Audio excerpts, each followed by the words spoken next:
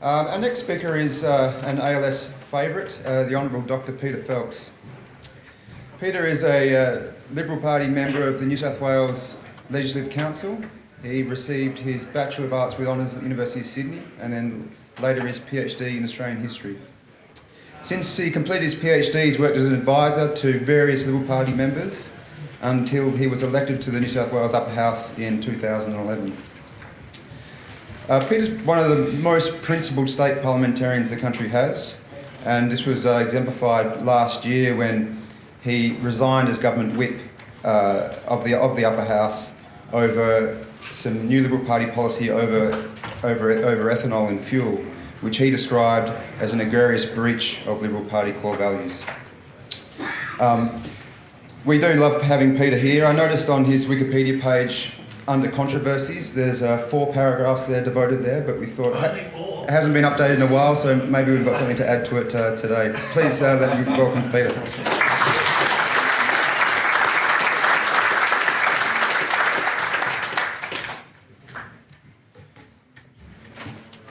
Thanks very much, everybody. I just want to talk today about 4 trends which I see in politics, 2 of which I would consider to be good and 2 of which I would consider to be bad. The first thing is evidenced by this conference itself. I was here at the first conference and it was a motley crew of less than 100 people who gathered in a dingy corner of the RSL, City of Sydney RSL, and now it's grown to a genuine conference of genuine size and political clout. Part of that is a growth of what I'd call young libertarianism, particularly people of my generation and younger, Gen Ys. For an Australian in the mid-1980s at university, which is what I was, conservatism or right politics essentially meant an old-style Tory paternalism, the old Menzian ideal of we won't be socialists, but we'll give you everything that you want without actually turning you into socialists, or else without branding ourselves as socialists. It was only with the arrival of American trains of thought around that period of time, and I do acknowledge, if Maureen's here, the old Australia Party, but serious engagement with libertarian thought only really came about from that time onwards when, especially after the internet came in, you could now seek out your own political ideology. You could go to Cato, you could go to Heritage, you could go to AEI, you could go to a whole range of think tanks who presented ideas of a libertarian or classical liberal agenda, which you simply couldn't get here, with all respect to the IPA and the CIS, who at that stage were still basically run by stodgy old guys within an older model. So the growth of a libertarian or a classical liberal strain within particularly younger people in Australia, I think is quite encouraging. And something which I think which will continue into the future. The days of big government, big unions, big business, where you in a job for life and the stability that ensured is gone. And in its place is a greater reliance on individual self-worth and the ability of individuals to make their own way, which of course is a natural breeding ground for libertarian thought. Second thing which I want to say is that we won. What do I mean by we won? I went to Helen Raser's book launch and I was complaining about political correctness and she said to me, "Phelpsy, shut up. You guys have won." I said, "What do you mean?" She said, "Well, the neoliberal agenda has won." And I was taken a bit aback by that, but aside from the fact that neoliberalism doesn't exist, it's just a condemnation, a neologism which was created by the left to condemn anyone of a classical liberal bent. But she is right, in the sense that even if you have an incoming left-wing Labor Premier in Western Australia who is talking about fiscal reform and balancing budgets. You don't get the grand old Keynesian arguments from the Labor Party these days, or certainly not from the leadership of the Labor Party, that it'd be great if we have great nation-building infrastructure projects and we're willing to deficit spend and finance to do that. We won. We won on the economic arguments. But there's a whole range of other arguments which the left hasn't given up on that it wants to pursue. Having essentially ceded the economic ground to us, it now finds new battlegrounds on which to fight. Which leads me to my first of my two bad political trends. And it's encapsulated by this sentence: it's for your own good. It's for your own good. And what you have these days is the same old urge to control masquerading beneath a face of concern. As Mencken said, the urge to save humanity is so often a false front for those who wish to control it. And so, as for those who were here in the previous session, public health now becomes a matter of controlling the lives of people. And especially, and this is particularly noxious about it, there's a subtle, unspoken, but absolutely clear class-based element to it.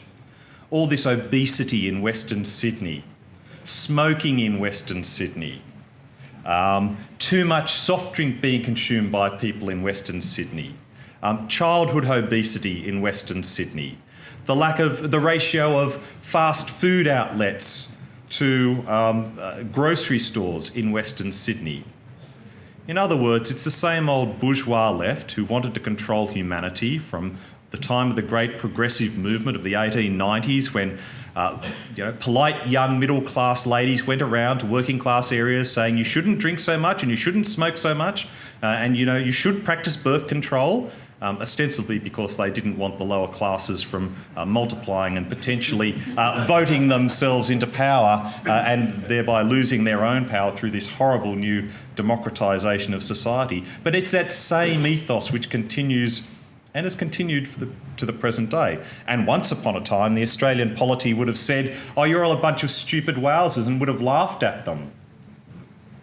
But these days, with the aura of credibility of public health, we're returning to a situation where we have effectively a desire for return to sumptuary laws. And the first sumptuary laws I could find were Edward I's sumptuary laws, because Edward was very concerned that the lower classes were wearing clothes which were inappropriate for their status and eating food which was inappropriate for their status, and used the Parliament to create a law which said if you're of a certain class or a certain status in English society, there were certain things which you could eat and you couldn't eat. There were certain clothes that you could wear and you could not wear. Well, that's what we're seeing, I fear, in a return to those sorts of sumptuary laws in the 21st century. All done under the basis that it's for your own good that you don't smoke as much. It's for your own good that you don't drink as much. It's for your own good that you don't eat fatty foods. It's for your own good that you don't have sugary drinks. It's for your own good. Because you don't know your own mind, but we, the experts, are here to help you and to save you from yourself. The final thing I want to talk about is the nature of political argumentation in contemporary society. And I know it's a trope, but I'm actually going to quote from Ayn Rand, chapter 14 of her wonderful book, Capitalism, the Unknown Ideal. And Rand makes this point.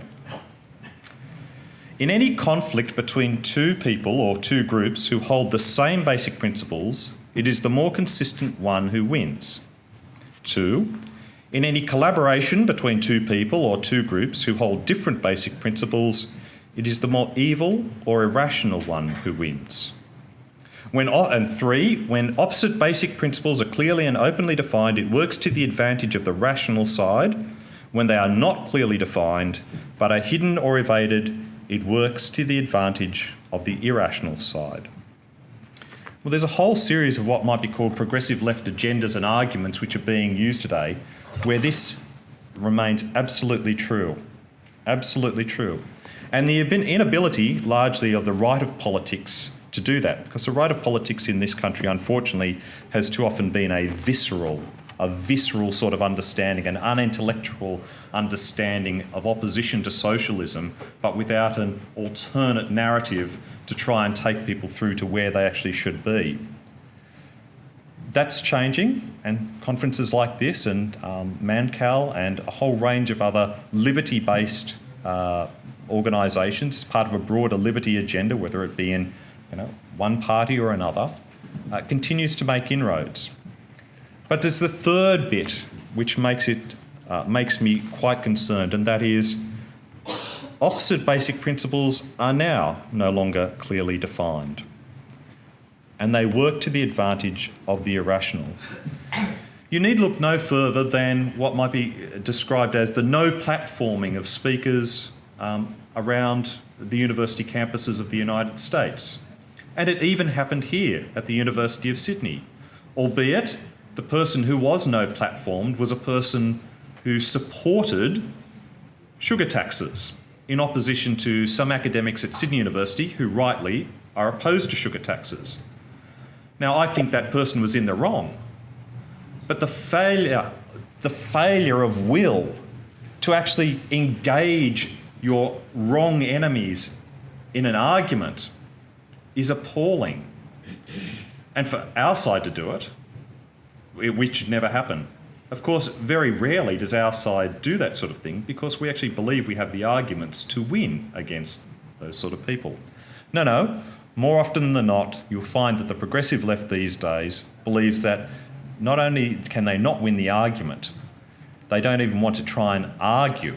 And they know they can't argue against it because of the fact that they don't have the rational resources to argue against our case and to argue for their case. Instead, they have an echo chamber of self-reinforcing virtues and values, and they don't want that in any way challenged or threatened.